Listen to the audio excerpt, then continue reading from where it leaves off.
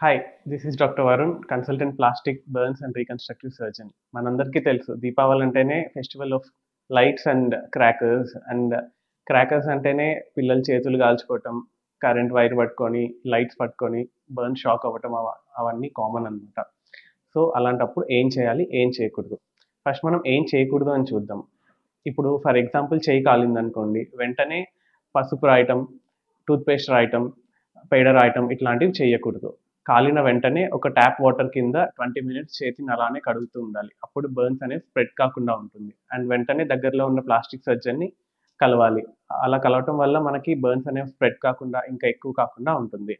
And plastic surgeon ఎందుకు అంటే plastic surgeons అందరూ బర్న్స్‌లో ఖచ్చితంగా ట్రైన్ అయ్యి ఉంటారు. సో మనకి తొందరగా ట్రీట్మెంట్ ప్రాసెస్ స్టార్ట్ అవుతుంది. అలానే ఇంకా ఎక్కువ కాకుండా చూస్తారు.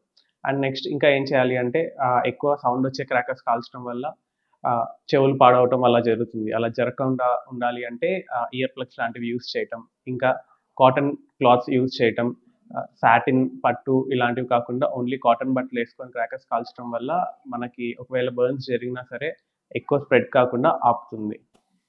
సో ఇలాంటివన్నీ జరగకుండా ఉండాలి అంటే ఇవన్నీ జాగ్రత్తలు పాటిద్దాం. And let's have a happy and safe Diwali. Happy Diwali.